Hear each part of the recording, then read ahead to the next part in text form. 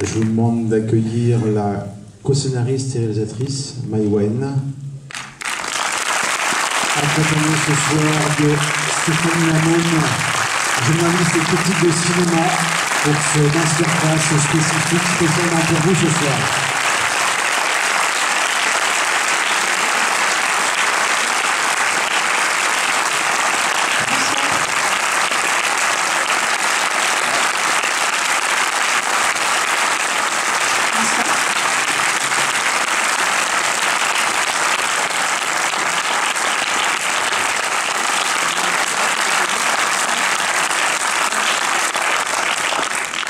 Bonsoir à toutes les deux, on est vraiment très heureux de vous accueillir. Voilà, vous êtes installés, il y a des bouteilles d'eau. On vous laisse quelques minutes et puis après on pourra échanger avec le public. C'est à vous Stéphanie. Okay. Je suis désolée, je vous prends un peu au saut du générique. C'est toujours compliqué de faire une transition comme ça après un film qui prend aux tripes. Surtout qu'on ne sait pas forcément sur quel pied danser à la fin, puisque c'est une fin ouverte. Mais est-ce que c'est vraiment un happy end?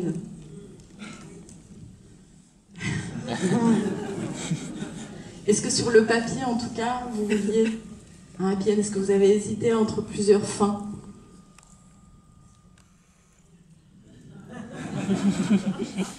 Je ne me souviens plus très bien si j'ai hésité avec plusieurs fins. À mon avis, ça me ressemble, j'ai voulu mettre 18 fins. Mais vous avez trouvé que c'était une happy end, vous? Non. En fait, elle est très très positive. Moi, j'ai l'impression que les gens qui y voient une happy end sont des gens à caractère optimiste. En tout cas, moi j'aime bien l'idée que le film appartient après à ceux qui le voient. Je pourrais pas dire non, vous vous êtes trompé, c'est ça qu'il faut penser. C'est pour ça que j'aime entendre les gens qui parlent des films après, c'est que chacun y voit des choses différentes. Et donc, je n'ai pas répondu à votre question, c'est ça? Disons que c'est ni happy end ni triste, c'est l'amour qui évolue, c'est la passion qui devient de la tendresse, c'est ce que j'ai voulu dire. Je pense que dans les couples, il y a 3 personnages, il y a l'homme, il y a la femme et il y a le couple.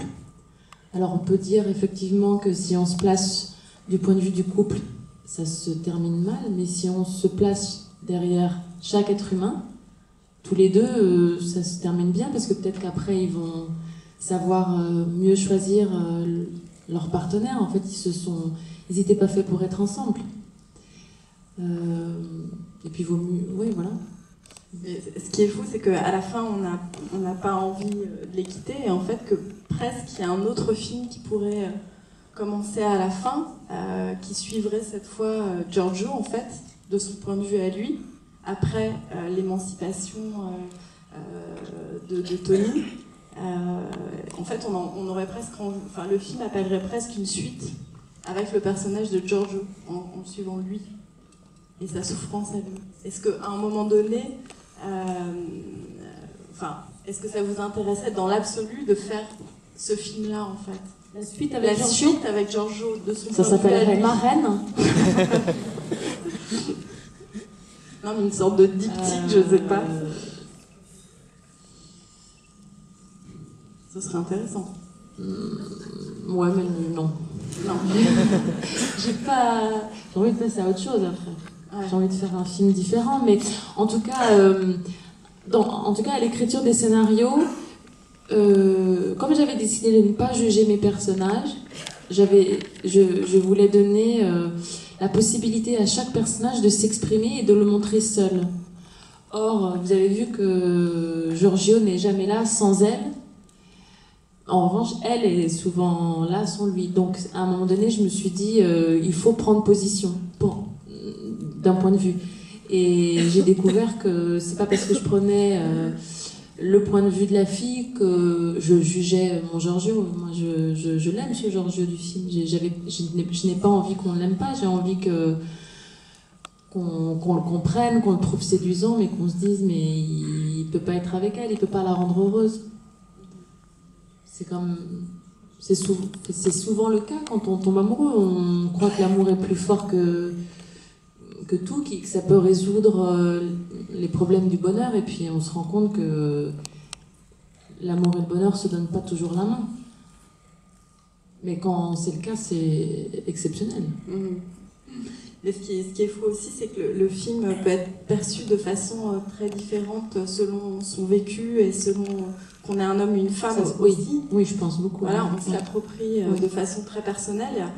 Il y a des interprétations très différentes, notamment sur le degré de manipulation de Giorgio. Est-ce que ça, vous vous y attendiez en fait en écrivant le scénario? Je cherchais ça. Ouais.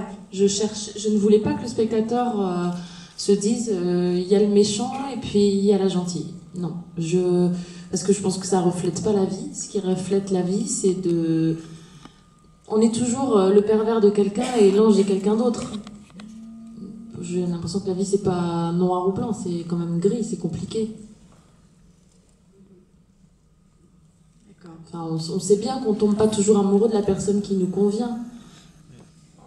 Et il n'empêche que voilà, quand on tombe amoureux, c'est pour ça que tomber amoureux, cette formule me plaît, c'est qu'on tombe. Ouais. On n'a pas le choix, il faut faire avec. D'accord. Et vous aviez... Pour ceux qui réussissent à choisir et ils sont conscients que c'est la bonne personne et qu'ils sont heureux, c'est formidable. J'ai quand même l'impression que l'amour est la plus grande drogue. Oui, c'est ça. Giorgio, c'est quand même une drogue dure. Vous aviez écrit Police beaucoup pour Joey Star. Là, vous avez écrit Mon Roi pour Emmanuel Berco.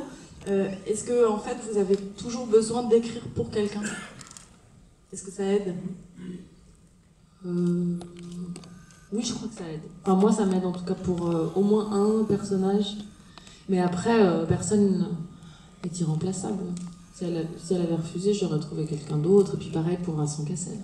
Mon envie du film était plus forte que le désir que j'avais pour le film. Enfin, je trouve que c'est plutôt sain de travailler comme ça c'est pas écrasant pour les acteurs. Et puis je suis amoureuse de mon sujet avant tout. Okay. Si on est amoureuse de son acteur avant le sujet, c'est quand même problématique. Bien qu'il faille être amoureux de ses acteurs. D'accord. Et d'habitude, vous écrivez quand même pour des gens que vous connaissez. Là, Vincent Cassel, vous ne connaissez pas du tout dans la vie. Est-ce qu'il a dépassé en fait ce que vous aviez écrit sur le papier? Est-ce que vous imaginiez qu'il ferait de son personnage? Est-ce qu'il allait au-delà? Est-ce que j'imaginais qu'il allait se l'approprier comme ça? Par exemple, on sait qu'il est très drôle dans la vie, qu'il est très déconneur et tout ça. Donc, est-ce qu'il a rendu Giorgio encore plus drôle, encore plus irrésistible et donc plus sympathique qu'il ne l'était sur le papier?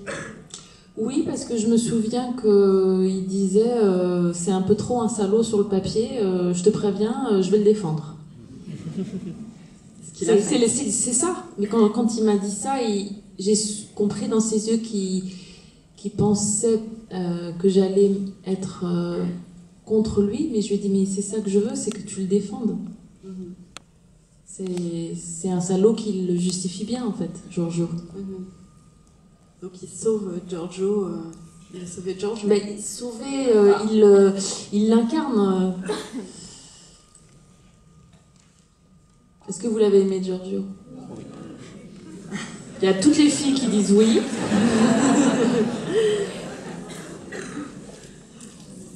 Et les messieurs ne l'ont pas aimé? Si. Ah, c'est moins clair. Ah, c'est ça. Et comme votre fiancé est à côté, vous n'osez pas dire oui.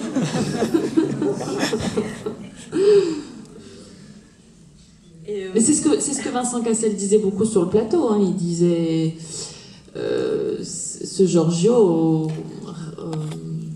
même s'il joue des choses complètement extrêmes dans des moyens qui ne sont pas donnés à tout le monde, il me disait tout le temps, mais tu te rends pas compte à quel point les hommes sont de cette nature-là.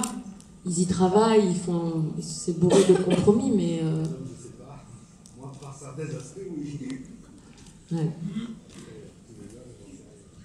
Ouais.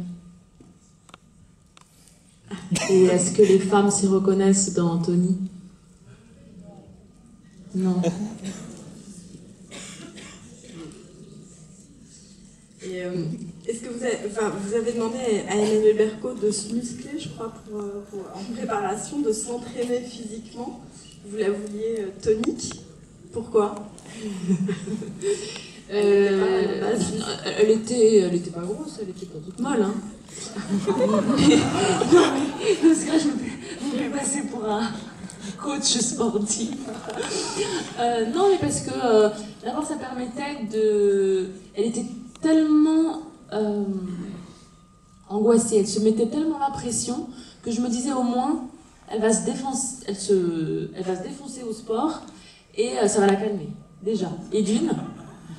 Et de deux, quand on surpasse, quand on fait des exercices physiques, qu'on fait des choses qu'on ne se pense pas être capable de faire, j'ai l'impression que l'esprit est surélevé et qu'on se met à être beaucoup plus fier de soi.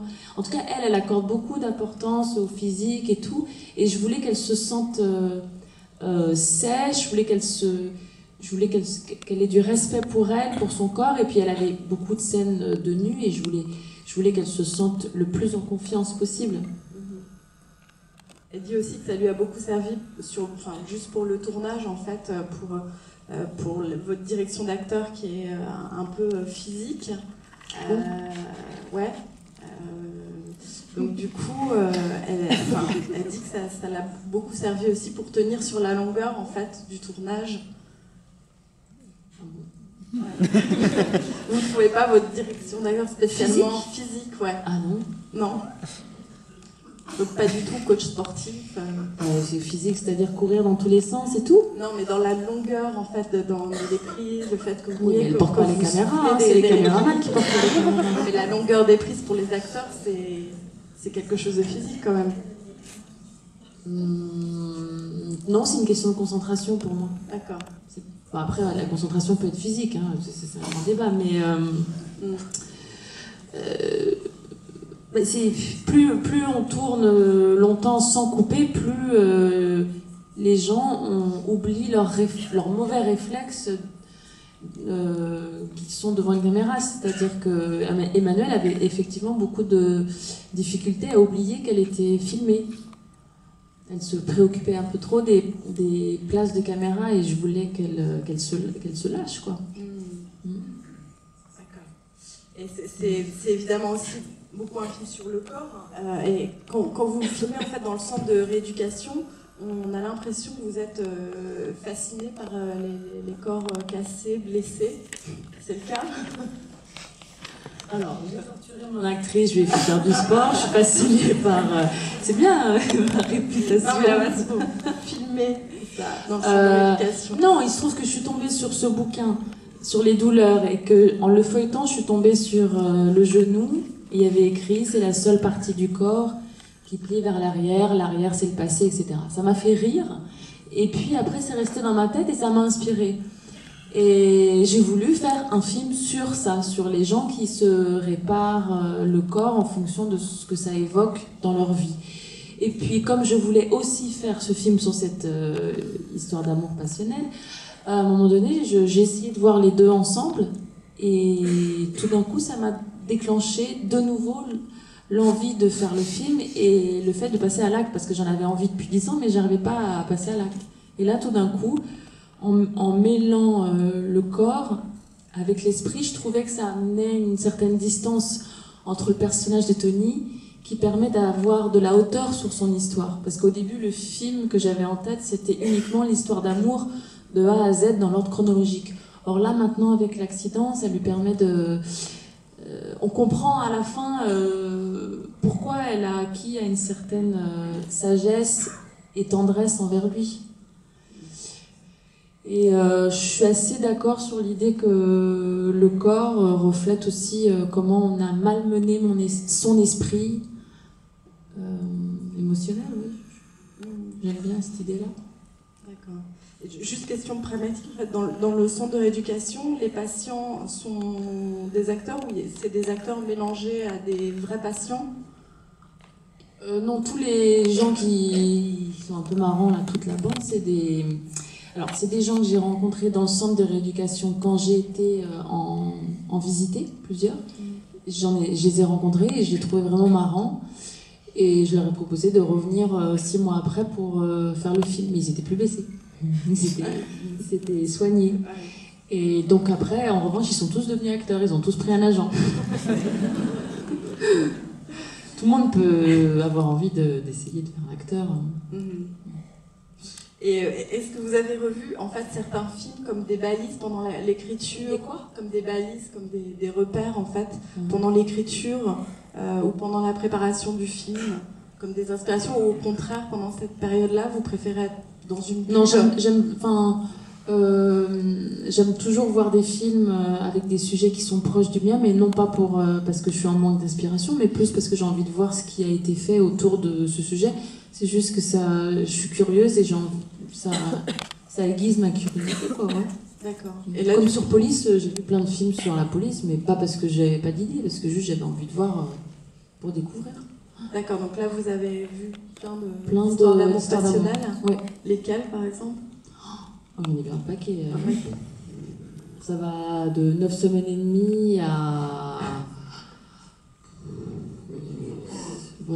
J'avais déjà vu, César et Rosalie. J'ai vu plein de films que j'aimais pas aussi.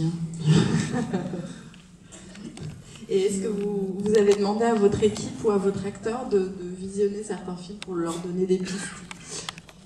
Pas des films, mais je crois que j'ai demandé, je crois pas, je suis sûre même, j'ai demandé à Emmanuel Berco de lire 2 livres. Le premier s'appelait Plein de vie, je crois, de John Fante. Ouais. Et Le plaisir de souffrir de Alain de Botton. Oui, le titre est très explicite.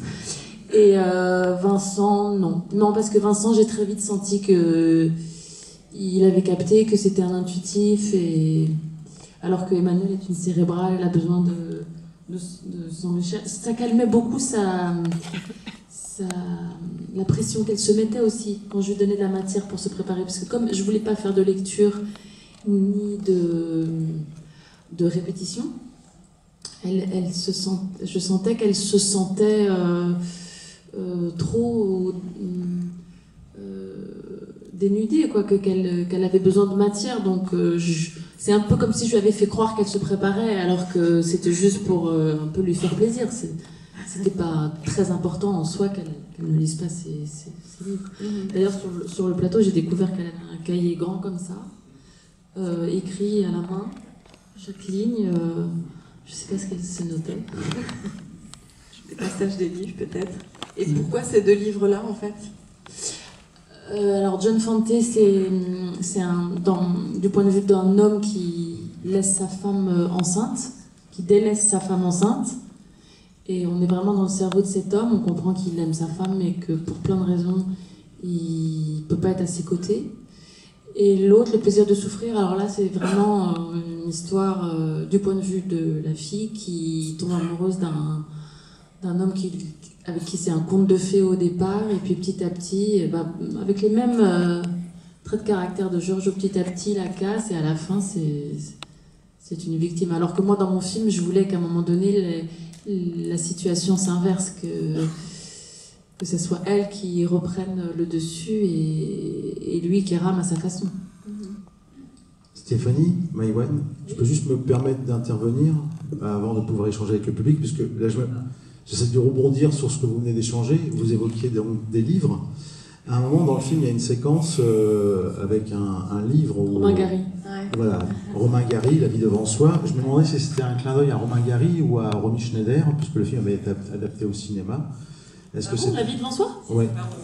Qui lui avait permis. Le film avait eu l'Oscar du meilleur film étranger, et puis pour Simone Signoret, c'était le César de la meilleure actrice pour son interprétation dans ce film. Donc je me posais la question. Voilà, c'est juste le titre de cet ouvrage avec ce pseudo qu'utilisait Romain Gary, ou est-ce que c'était un clin d'œil, une référence à ce que peut représenter? En fait, je connaissais Romain Gary de nom, mais j'avais lu aucun de ses bouquins quand j'ai tourné. mais je savais intuitivement que j'allais aimer cet auteur.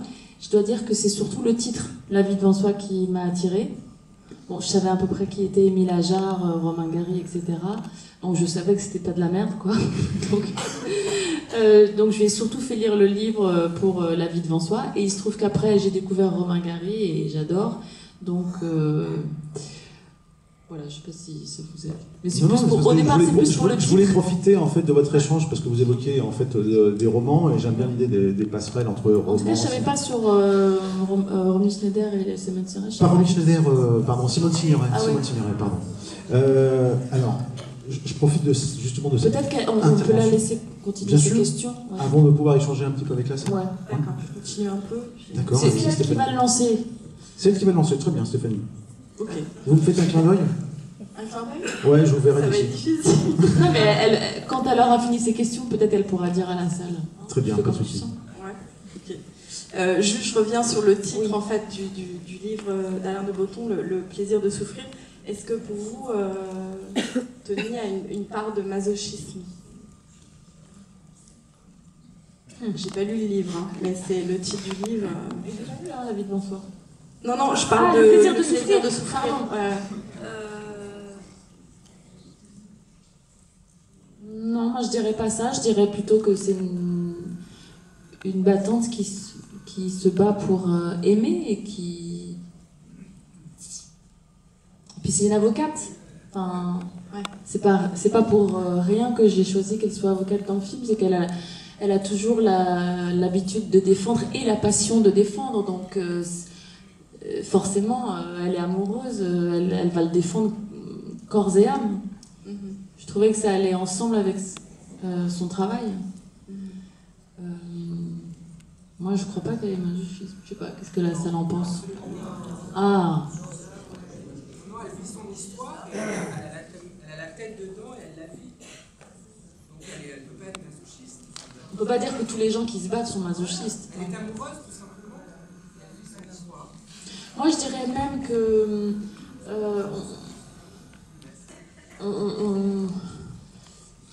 on peut pas toujours savoir si elle est amoureuse. Il y a aussi la part de la responsabilité qu'elle donne à sa maternité aussi. C'est-à-dire qu'elle le dit, elle dit qu'elle a attendu très longtemps avant de s'engager, de faire un enfant. Elle n'a pas envie d'offrir ça à son enfant, donc elle se doit la responsabilité en tant que mère de se battre. Souvent les gens ils disent oui mais t'es amoureux, tu te bats, t'es amoureux, mais on peut être fou d'amour pour nos enfants et vouloir se battre pour ça aussi, je trouve ça noble, moi.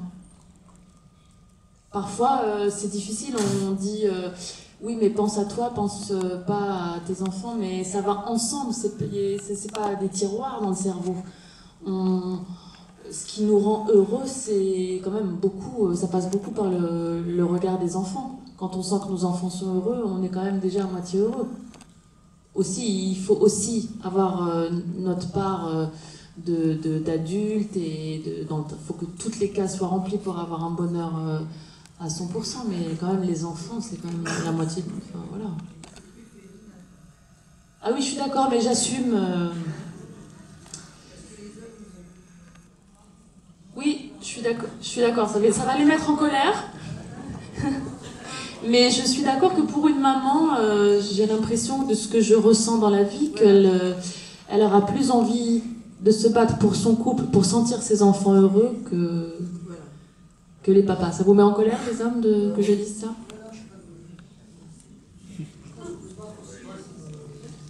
Non, je sais, ce que je dis est très féministe, hein, mais bien sûr c'est bourré d'exceptions. Hein. Mais j'ai quand même un peu l'impression que les femmes...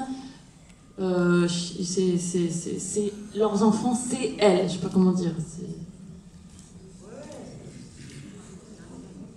Ouais, je pense que pour les hommes, c'est aussi fort, quoi.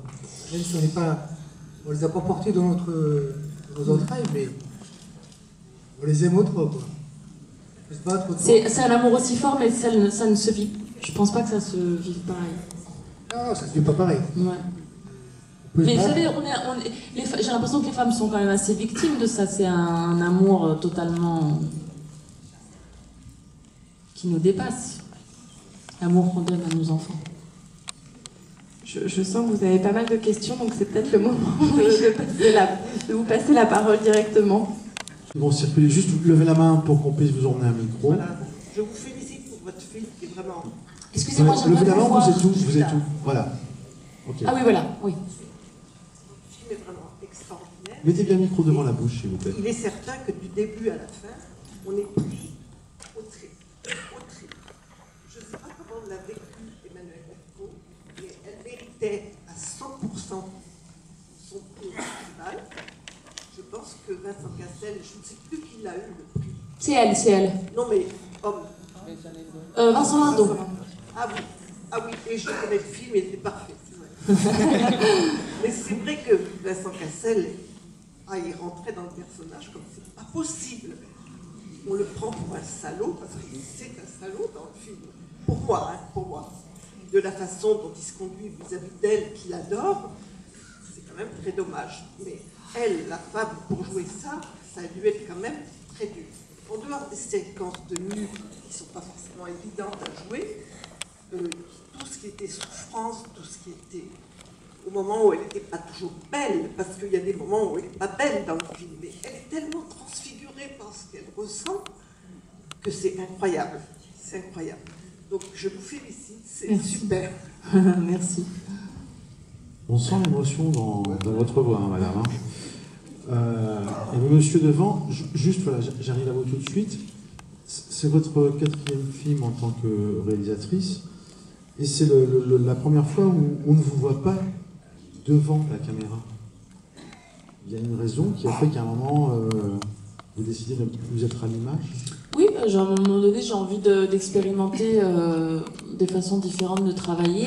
Comme on a envie de travailler avec des acteurs différents, je me suis dit que c'était le bon moment et le bon rôle surtout. Parce que je ne me voyais pas jouer un rôle d'une femme qui perd pied.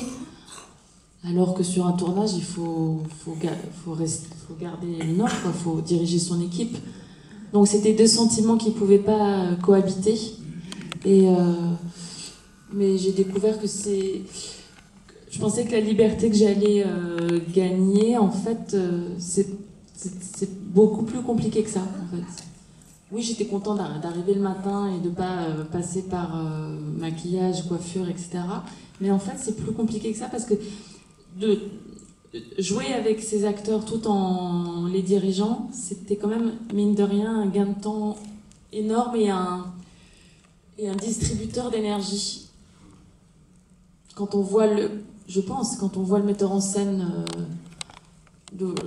ce qu'il donne, on a envie puis on se met à la même couleur. C'est comme si c'est un clé de sol.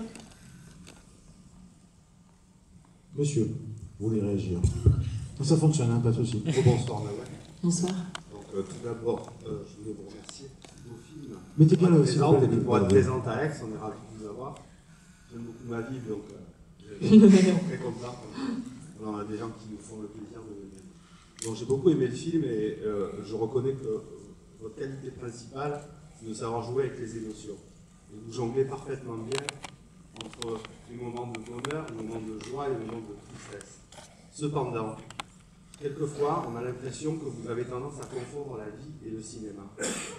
En ce sens que, notamment dans la façon dont vous avez de jouer avec vos acteurs et de les laisser s'exprimer, on a parfois l'impression tout à coup de pénétrer dans une dimension très particulière qui fait qu'on rentrerait totalement dans ce qui pourrait être leur vie. Et nous avons envie de reprendre la nôtre. Je ne sais pas si vous voyez ce que je veux dire. C'est-à-dire que par certains moments... En tout cas, ça fait réagir. Ouais. Après, autre chose,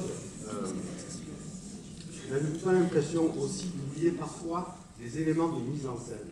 On a l'impression que la caméra n'est que votre regard, mais n'exprime pas véritablement une écriture. Vous voyez ce que je veux dire? Attendez, allez, vous inquiétez pas, j'ai mes réponses toutes faites. Allez jusqu'au bout. Oui. Et après, bon, si je peux me permettre, vous avez réalisé 4 métrages, je ne suis pas là pour vous critiquer, mais c'est juste pour avoir votre impression. J'ai l'impression que par moment, il y a vraiment un abus du chant contre chant qui suit les acteurs en fait et qui suit les dialogues, mais qui finit par rendre un petit peu monotone le film. Attendez. laissez-le. Je vais finir. Mais ceci étant. Mais ceci étant. J'essaie juste d'être constructif et de comprendre et d'avoir mon point de vue. Je reconnais que notre capacité à savoir c'est possible de baisser vraiment, ça m'aveugle le truc là. Ouais. Baissez un tout petit peu, voilà. Ouais, merci, je vois rien. Ouais. À savoir saisir les émotions est remarquable chez vous. Ce que j'aime beaucoup aussi, c'est quelquefois l'espèce de pureté qu'il y a dans le regard du cinéma que vous avez, parce qu'il n'est pas chargé en histoire et en culture, j'ai l'impression. Et ça, c'est très intéressant. C'est de l'émotion pure. Alors, il y a beaucoup de choses là. Il y a beaucoup de choses. On reprend dans l'ordre. Alors, vous allez me relancer quand je... Alors, dans le désordre, chant contre chant. Ah oui, laissez-moi prendre mon ordre. Allez-y, prenez votre temps. Il y avait beaucoup quand même.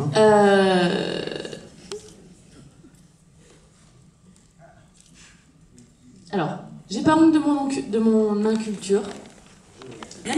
Papa, je vous ai laissé parler, vous allez me laisser parler. Je n'en tiens aucune médaille. Je fais avec ce que j'ai appris. C'est-à-dire pas grand-chose. Je suis passionnée de cinéma. J'aime tous les genres de cinéma. Je peux voir un Renoir, un Tarantino, tous les pays. Mais la mise en scène que je préfère faire, c'est celle qui est proche de la vie. C'est un truc à l'oreille. Voilà. Après, par exemple, Tarantino, pour moi, c'est pas du tout proche de la vie. Ça transcende la vie. C'est une écriture très spéciale. Mais je suis pas attirée pour faire cette écriture-là.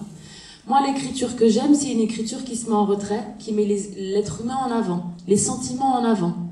J'ai aucun ego et aucune fierté à mettre mon écriture en avant. Et c'est d'ailleurs... C'est ce qui fait votre force, c'est ce que je disais. Alors c'est pour ça que je dis toujours aux acteurs, je m'en fous de la façon dont j'ai écrit ma phrase.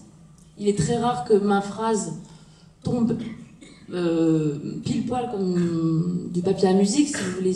J'ai besoin de sentir à l'oreille que les acteurs s'approprient ce que j'ai écrit. Et pour qu'ils se l'approprient, il ne faut pas qu'ils apprennent le texte par cœur parce qu'ils vont dépenser de l'énergie à faire marcher leur mémoire. Je préfère sentir à la caméra qu'ils écoutent à 100% leur partenaire plutôt que 50% pour se souvenir de son texte. Et puis j'ai j'ai même tout le temps remarqué que les acteurs qui n'apprennent pas leur texte sont 10 fois plus à l'écoute, et un acteur qui est 10 fois plus à l'écoute, il se donne beaucoup plus, et souvent je préfère amener les émotions par les acteurs qui écoutent que par les acteurs qui disent les dialogues. Mais souvent les acteurs, ils sont devant la caméra, ils ont l'impression que s'ils parlent pas, ils sont pas intéressants. Eh bien non, c'est souvent les acteurs qui écoutent qui sont les plus intéressants. Donc ça englobe la partie culture. Mais je vous ai aussi du coup répondu pour le chant contre chant parce que ma mise en scène, c'est évidemment que ça reflète ce que je suis et ce que je n'ai pas appris et ce que j'apprends sur le tas. C'est la mise en scène. Moi, les films que j'aime, c'est des metteurs en scène qui mettent leur mise en scène en retrait. J'ai remarqué que les films qui restent dans le temps sont des mises en scène modestes. Quand il y avait, dans les années 80-90, une grande mode de metteurs en scène qui faisaient des plans avec la caméra comme ça. Vous les avez revus 20 ans plus tard? Généralement, c'est des films qui vieillissent mal. C'est des films, moi je pense que c'est des films qui vieillissent mal. Pourquoi? Parce que la mise en scène, elle est datée de telle année. Et j'aime les mises en scène qui passent à travers le temps. J'ai découvert Renoir il n'y a pas longtemps. Franchement, je trouve que c'est hyper actuel, hyper moderne. Les dialogues sont frais, on sent que les acteurs s'éclatent. C'est magnifique que vous citiez Renoir parce que je trouve que vous faites partie de la même école, à savoir aussi l'école réaliste. L'école réaliste du cinéma français. Donc voilà, je vous ai répondu. Donc moi, j'ai pas du tout... sur un plateau, je ne cherche jamais à faire original. Au contraire, à partir d'un certain âge, on assume ce qu'on est et on essaie de le peaufiner, mais moi, j'ai pas envie de ressembler à quelqu'un d'autre. Ressembler à personne. Et donc, sur le ton monotone, oui, peut-être que la qualité finit par, selon vous, tourner en rond. Après, les goûts et les couleurs, hein, voilà. J'espère que je vous ai répondu. Parfait, merci. Autre question, réaction? Oui, je viens à vous. Merci. Moi, j'ai juste une question. J'ai remarqué que dans le film, on voyait souvent des montres. Je crois que vous en portez une aussi qui ressemble pas mal. Est-ce que c'est volontaire? Il y a un lien avec le temps ou avec ce qui peut se passer dans leur histoire? Non, à la fin, il lui offre... Enfin, je veux dire... Non, à la fin, on voit la montre parce que c'est la montre qu'il lui a offert... Parce qu'on la voit plusieurs fois au début, en fait, aussi. Ah non, on la voit que 2 fois. Dans les 10 premières minutes. Ah non, parce qu'au début, c'est quand elle est dans le centre de oui, rééducation, donc elle a la montre, oui, bien sûr. Oui, mais du coup, c'est volontaire de la montrer comme ça? Non. Non, mais comme le film démarre dans le centre de rééducation... Oui, je vois bien, mais je trouve qu'il y a... Enfin, vous vous concentrez souvent sur montrer la montre. J'ai pas eu il n'y a qu'un insert pourtant à l'école quand on voit qu'elle a la montre. C'était un petit... Comme ils n'ont pas d'alliance, c'était comme un peu symboliquement peut-être leur alliance. Et la montre, c'est je suis conscient du temps qui passe avec toi, mais je m'engage pas. Non, franchement, j'ai pas vu de... Pour répondre à la question de monsieur, vraiment, je n'intellectualise pas ce que je fais les choses de manière très spontanée. Autre question ou réaction? Juste derrière, Paul. Ouais. Oui, moi j'ai juste une question qui me laisse un peu perplexe, c'est le titre du film. Pourquoi l'avoir appelé Mon Roi? Pourquoi perplexe? Disons que... Est-ce qu'il y a une raison particulière? Pourquoi est-ce que vous l'avez appelé comme ça?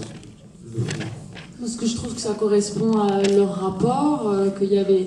Mon Roi, il y a un côté dictatorial qui peut être pris... Il y a aussi mon roi, mon amour, et puis il y a aussi mon roi, mon dictateur. Oui, c'est ça, je suis le roi des connards. Le roi des connards. Et j'avais lu quelque part qu'en fait, le titre aussi était indirectement inspiré d'une chanson d'Emily Rose. Non, mais c'était pas choisi pour faire un clin d'œil à la chanson. Il se trouve que je cherchais des idées de titres dans les chansons parce que mon titre que j'avais avant ne me plaisait pas. Donc je voulais quelque chose qui soit... Je voulais pas quelque chose de plat qui ne parle que d'amour. Je voulais quelque chose qui puisse aussi raconter la perversité du personnage. C'est quand même quelqu'un qui veut tout contrôler.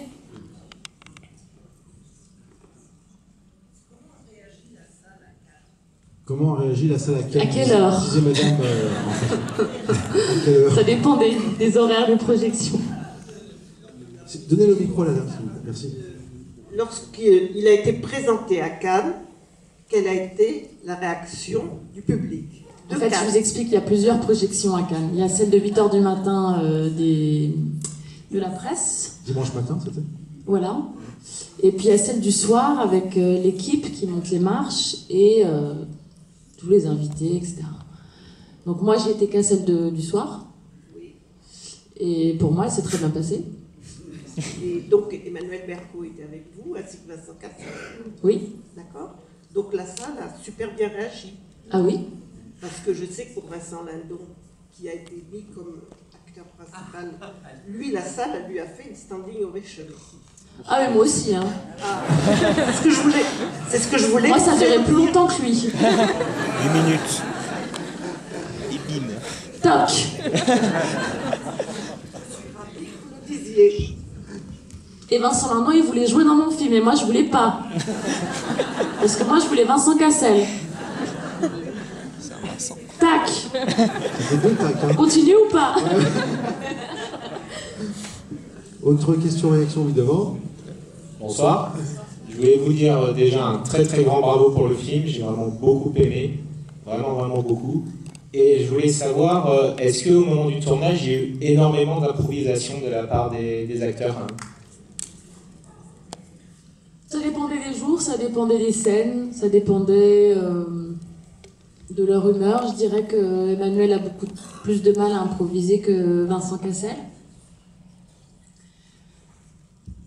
Voilà, mais beaucoup de réalisateurs font des improvisations, hein, c'est pas quelque chose qui m'est... Moi. Autre réaction, Paul? Oui, alors, de ce côté-ci et ensuite de ce côté-là. Bonsoir. Bonsoir. Au tout début du film, on voit Tony au sport d'hiver avec ses... Ils sont 3, il y a son fils et quelqu'un d'autre. Et on voit de suite une intensité dramatique sur son visage. et on sent qu'il va se passer quelque chose. On voit qu'elle va faire quelque chose, et moi j'imaginais qu'elle allait se suicider. Parce qu'après, on voit la forêt, visiblement du hors-piste. Et après, immédiatement, on la voit à l'hôpital. Donc il y a un blanc entre les deux, et je me demandais si inconsciemment, elle n'avait pas assez de la vie avec Giorgio, et qu'elle essayait de se suicider. Elle n'avait pas quoi? Si elle n'était pas à bout avec la vie qu'elle menait avec Giorgio, et que là, elle lâchait prise. Oui, on peut voir ça comme ça, pas comme un suicide, mais comme l'envie de fuir, d'aller de l'avant, de se mettre en danger, en fait, sûrement, quelque part. Il est peut-être, on pourrait dire qu'il était peut-être urgent pour Tony qu'elle prenne soin d'elle, qu'elle se remette en question et qu'elle réfléchisse avec de la hauteur sur son histoire. On peut dire que oui, il lui manquait cet accident pour réfléchir. Autre question, réaction. Alors juste, J'en ai une ici, en haut. Attends, je profitais en fait, puisque ce soir, exceptionnellement, voilà, on nous propose une masterclass. Ce que vous évoquiez par rapport au début du film, dans le cinéma, ça s'appelle une ellipse.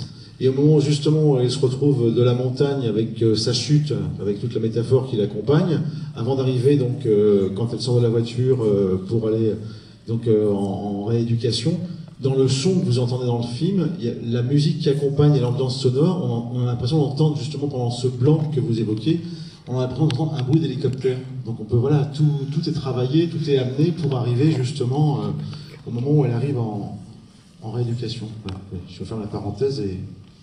Madame? Bonsoir. Bonsoir. En fait, c'est une question assez personnelle. Vous avez posé... Excusez-moi, vous êtes où? Alors. Je suis là. Ah, je l'ai vu, moi. Ah, d'accord, ok.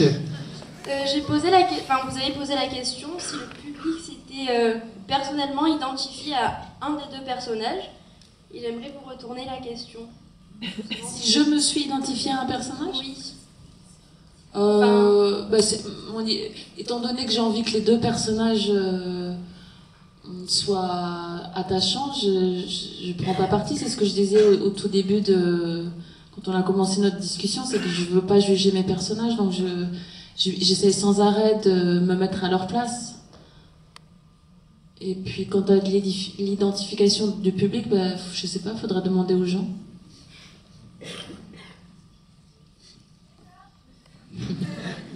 Y a-t-il des pervers narcissiques dans la salle? Levez la main. Monsieur levez la main, très bien. Madame, c'est à vous. Mais je suis pas d'accord sur l'aspect pervers narcissique. On est toujours le pervers de quelqu'un. Bonsoir. Bonsoir. Merci pour ce film qui m'a ému. Mettez bien J'entends pas du tout. Oui. On vous entend. Voilà. Voilà. Donc je vous félicite pour ce film d'abord qui m'a beaucoup ému. Et j'avais une question par rapport à tout à l'heure, vous avez parlé d'improvisation. Mais en même temps, vous avez parlé d'écriture. Donc le film était écrit. Donc, sur la base de l'écriture, il y avait quand même des improvisations. C'est bien ça. Vous savez, l'improvisation, c'est un mot qui veut dire tout et n'importe quoi. Quand il n'y a pas de texte et que les gens improvisent, ils se mettent vite à dire ce qu'ils sont en train de faire. Donc c'est complètement inintéressant.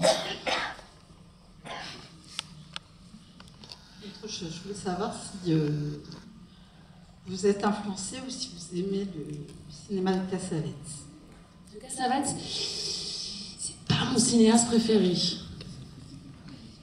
Je sais, il y a plein de gens qui me disent, qui me parlent de Cassavetes, mais j'en ai vu beaucoup et non, je n'aime pas trop.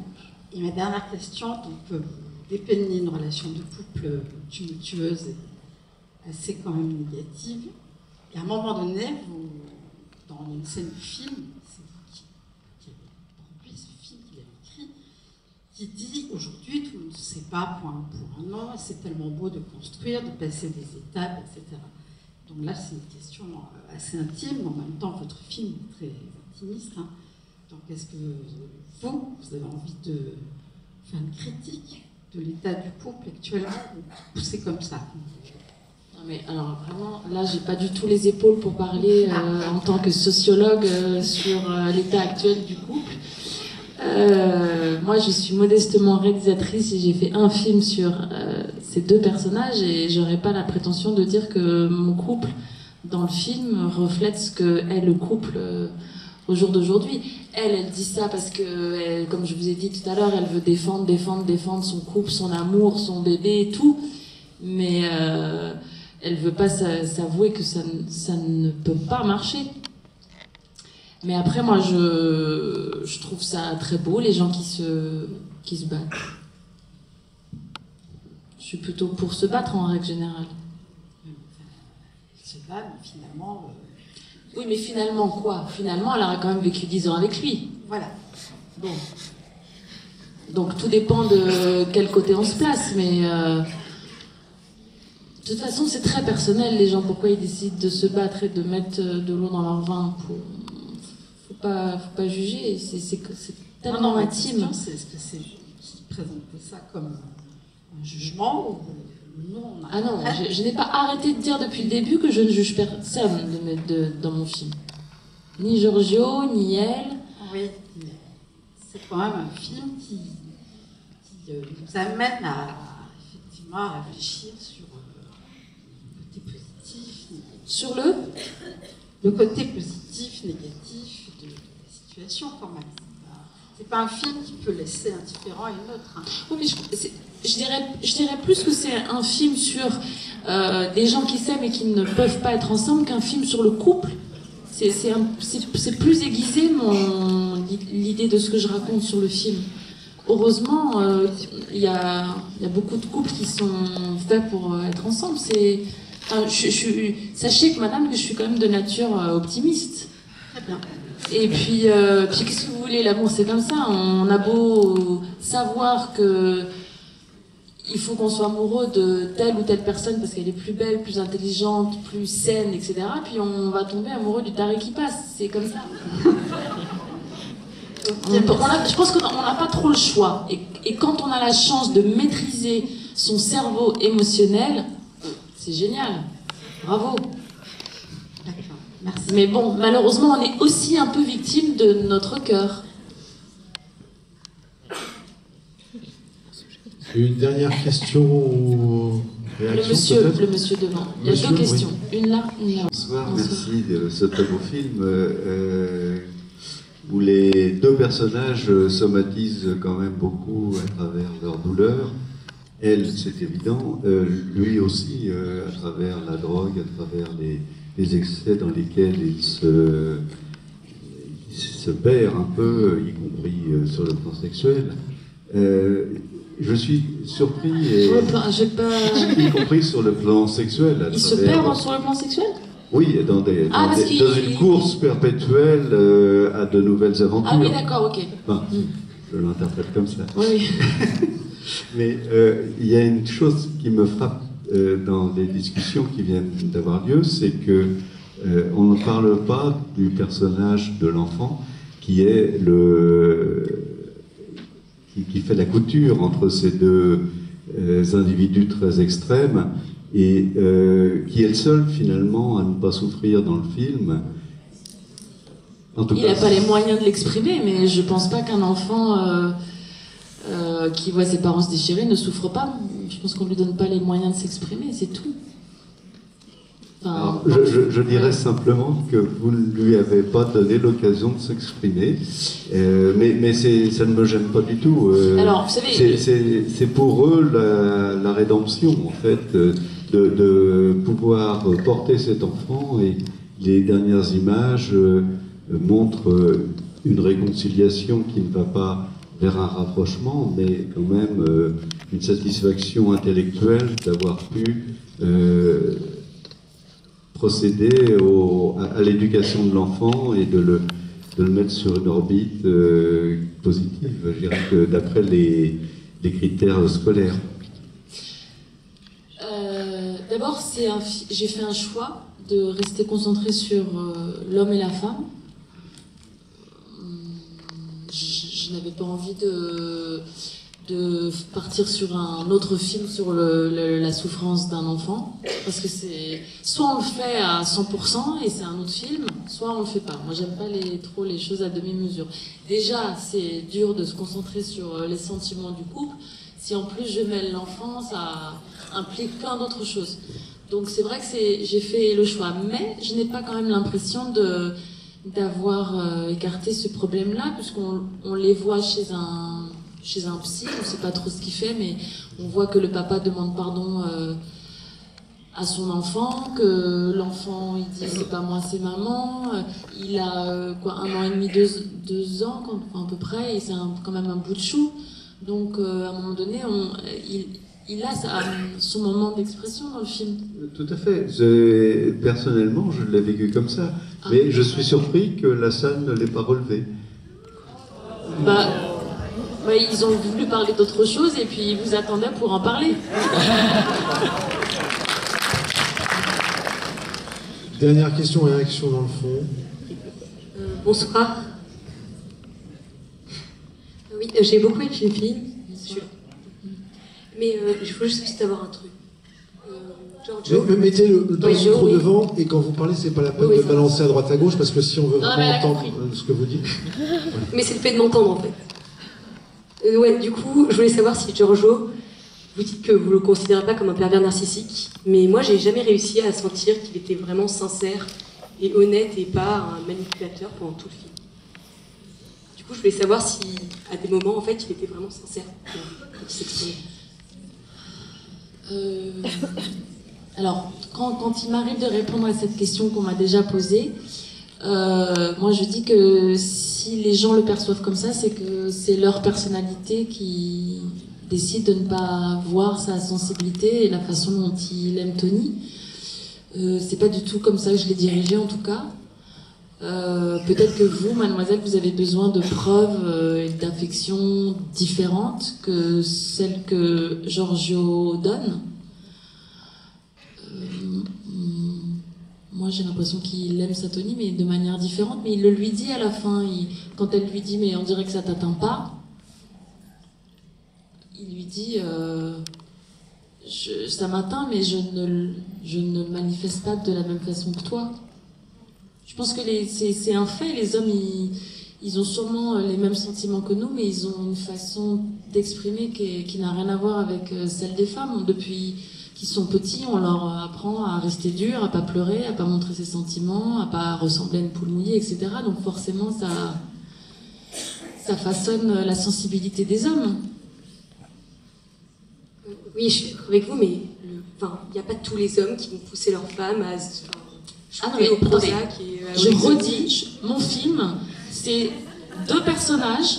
À aucun moment donné, j'ai dit, regardez, le couple maintenant, c'est ça. Je n'ai jamais dit ça. C'est cette histoire-là, et évidemment que heureusement, ça ne reflète absolument pas ce que l'homme est en train de devenir, ni la femme d'ailleurs. Enfin, j'ai pas du tout la prétention de dire que ça reflète les hommes. J'espère que je vous ai répondu. Alors, ce sera vraiment la dernière, hein. C'est à vous. Attention, là, vous avez la pression un peu quand même, parce que c'est la dernière. On voit le père de Tony. Tony parle aussi du père de Giorgio, mais pas la maman de Tony et pas la maman de Giorgio. Est-ce que c'était volontaire? Je voulais que ce soit plus des relations de père. Comme je trouvais que le problème de Giorgio était beaucoup lié au moment où il devient responsable, père, je voulais que ça soit un sujet qui, en substance, apparaît souvent. Donc, et aussi de montrer que si Tony a choisi à un moment donné d'épouser un homme qui a du mal à devenir père, de montrer qu'elle aussi, elle n'a pas vraiment été protégée par son père. On voit qu'elle a un père un peu bizarre qui pense qu'à bouffer des macarons. Et que Giorgio, lui, n'a pas de relation avec son père. Donc oui, c'est un peu fait exprès, ouais. Parce qu'il y a tellement de maternité dans le film par la grossesse de Tony que si en plus on mettait les mères de chacun, là on s'en sortait plus. Voilà, merci beaucoup. Juste avant de conclure, je voudrais remercier très chaleureusement Stéphanie. Merci d'être venue jusque nous. Merci Stéphanie. Remercie Barbara qui a travaillé dans la distribution, la production est également représentée dans la salle. Remercie très chaleureusement Maëlène qui est venue nous ce soir. Et du public, le stream sort le 21 octobre.